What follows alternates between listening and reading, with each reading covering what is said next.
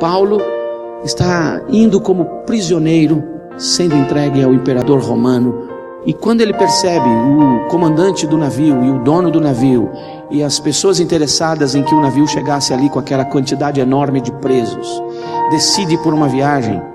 Então Paulo falou: olha, eu já viajei demais de navio, já enfrentei tantas tempestades na minha vida, e eu sei que essa época não é a época boa. Ele intercede, ele fala com o comandante. Não tem solução esse bate-papo, ele vai orar. Ele vai orar, e quando ele está orando, Deus começa a falar com ele. E Deus diz para ele: olha, fica firme. Essa tempestade vai destruir toda a embarcação, mas ninguém vai se perder. Então Paulo tem uma atitude muito interessante. Primeiro, ele tem confiança absoluta no Deus da vida dele. Por isso ele entra no barco, mesmo sabendo o que vai acontecer. Segundo, Paulo tem confiança absoluta no caráter de Deus, que ensina para ele que é importante e necessário passar por essa tempestade, mesmo que ele esteja com medo. Paulo entende que a vida dele tem um propósito muito maior do que se livrar das tempestades. Há algo mais importante na vida dele do que fugir de enfrentamentos difíceis, evitar problemas.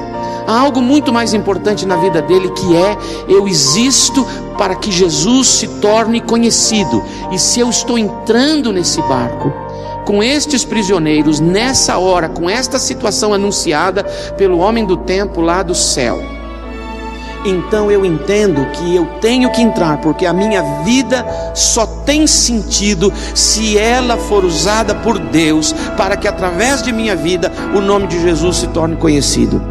E se for preciso entrar nesse barco, eu entrarei e enfrentarei. E ele entra no barco, a tempestade vem, o povo fica desesperado, começa a gritar.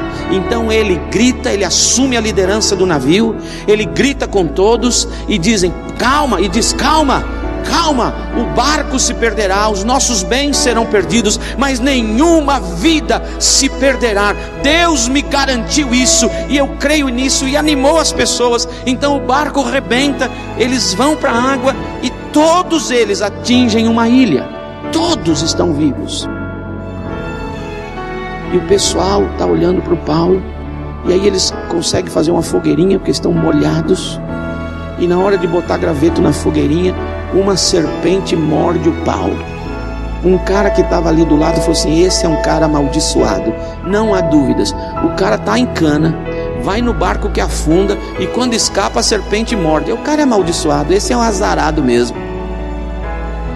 O apóstolo Paulo chacoalha a cobrinha, não mata, porque afinal de contas todos os bichinhos foram feitos por Deus. Deixa lá, tira esmagado aquela cobra. Então ele solta aquela cobra, o pessoal só está esperando o bicho estrebuchar e morrer, dar um febrão nele, vomitar um monte e morrer. E ele continua na boa. Aí isso vira um negócio entre eles todos. Paulo aproveita, fala do evangelho de Jesus para ele. Nisso alguém da cidade fala: olha, tem uma pessoa doente. Ele vai lá, ora, a pessoa fica curada. Ele ganha a simpatia daquela cidade, daquela ilha. Eles ganham roupa, ganham comida, ganham mantimento, são bem tratados. E o que é interessante, nenhum deles foge. Todos eles entram no próximo barco, e todos eles vão a Roma.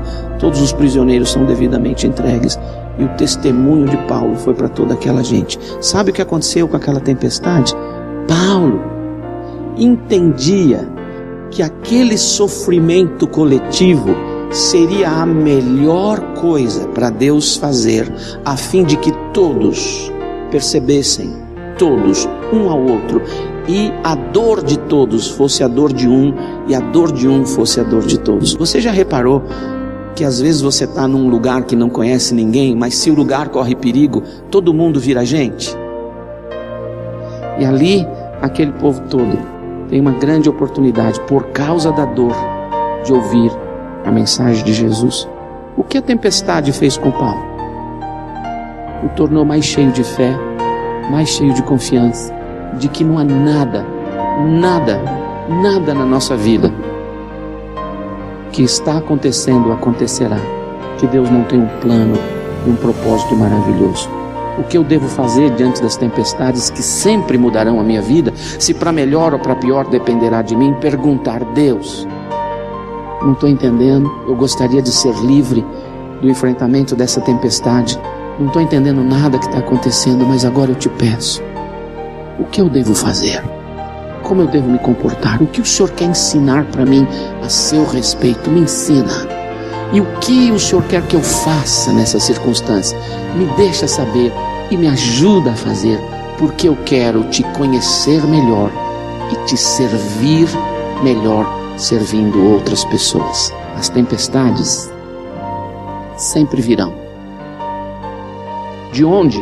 Nem sempre sei. Mas uma coisa sei, elas sempre mudarão a minha vida.